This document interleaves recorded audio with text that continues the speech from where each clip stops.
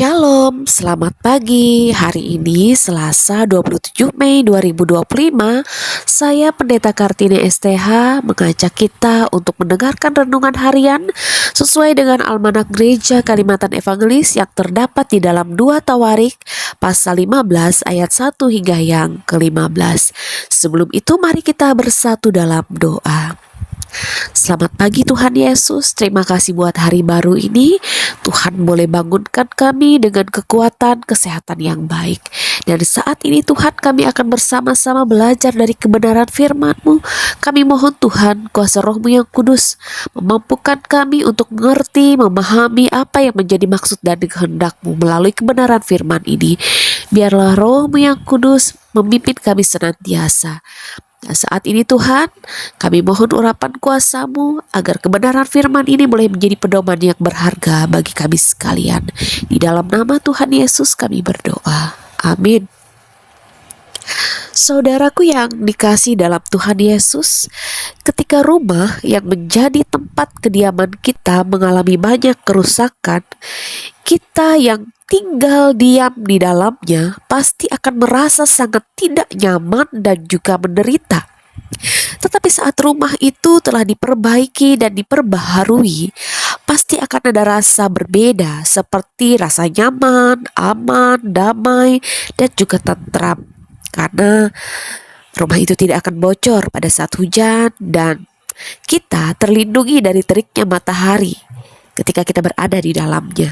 Nah, demikian juga gambaran daripada nas kita pada hari ini.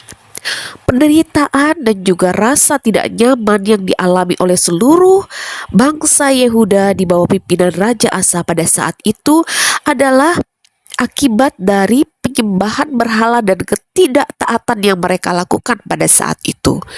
Ibarat sebuah rumah yang mengalami kerusakan yang membuat penghuninya menderita, demikianlah gambaran kehidupan mereka pada saat itu.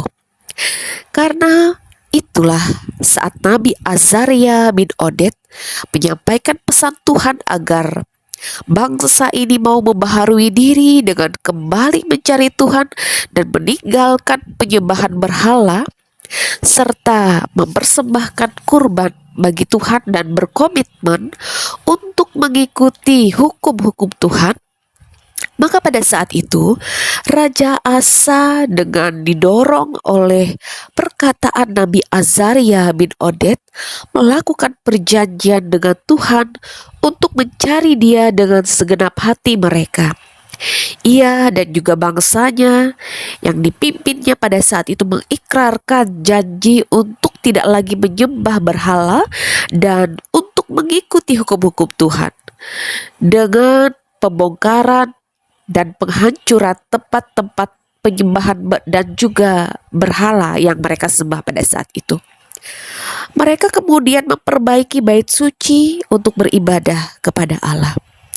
Perjanjian yang mereka lakukan ini menunjukkan komitmen yang serius dari bangsa Yehuda untuk kembali kepada Tuhan serta hidup taat dalam perjanjian ini, kemudian mendatangkan kedamaian dan juga sukacita bagi seluruh bangsa Yehuda karena Tuhan berkenan untuk mereka temui dan memberikan rasa aman bagi mereka. Perjanjian ini juga bertujuan untuk memulihkan hubungan yang rusak antara bangsa Yehuda dengan Tuhan dan menciptakan kehidupan yang lebih baik bagi mereka.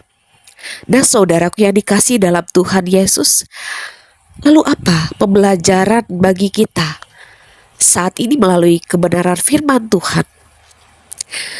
Ketika kita melakukan sebuah kesalahan, mari kita perbaiki dengan memohon ampun kepada Tuhan dan berjanji untuk hidup taat sesuai dengan firman-Nya.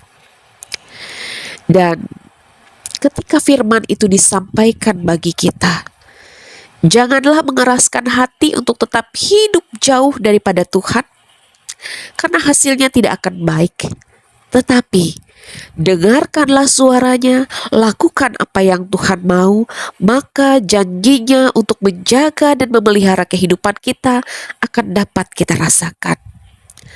Artinya berkat Tuhan berupa rasa aman dan damai sejahtera akan tetap kita rasakan ketika kita tetap setia dan taat kepadanya.